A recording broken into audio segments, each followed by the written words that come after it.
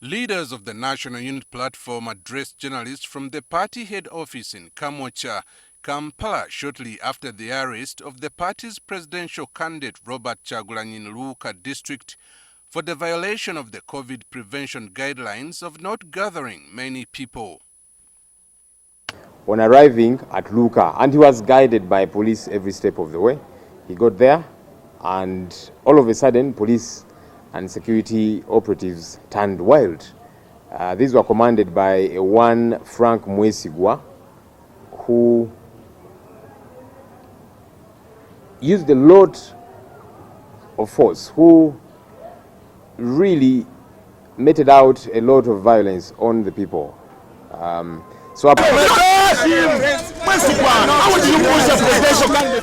The NUP Spokesman, Ssenyonyi, condemned the manner in which the police and other security agencies arrested NUP's presidential flag bearer, Robert Kyagulanyi. Presidential candidate was brutally arrested. That's Honorable Kyagulanyi Ssentamu. Brutally arrested. He was tear gassed. He was hurt in many respects. We spoke to him, shortly as they were taking him to Nalufenya before all his gadgets and so on could be taken away, and he was clearly in a lot of pain. We are trying to understand what was done to him. We don't have any access to him. His lawyers have not been granted access to him, family and all of that. We are yet to understand what is going on. So he's been held inside Nalufenya.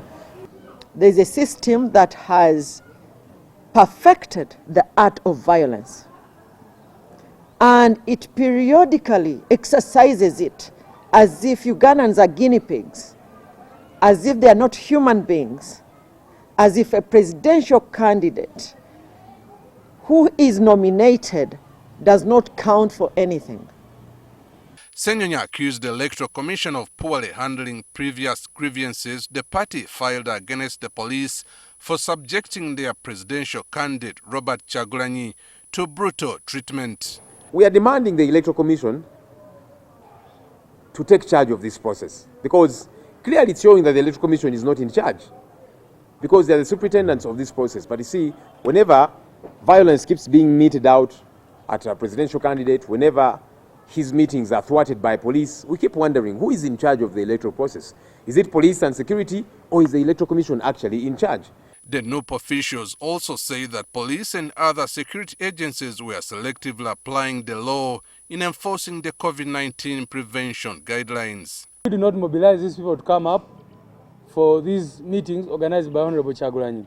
These are people who come up because they love NUP, they feel that it is time for change. We saw people being mobilized in every place where the NRM candidate has been, in Kitgum, in Gulu, everywhere. People are mobilized and they throng the streets, they are paid, given yellow t-shirts and that kind of thing. If this government and the Electoral Commission claim to care about COVID-19, are they telling us that COVID-19 only affects NUP supporters and not NRM supporters? The NUP leaders appealed to religious leaders to speak out in the conduct of security agencies during the electoral process.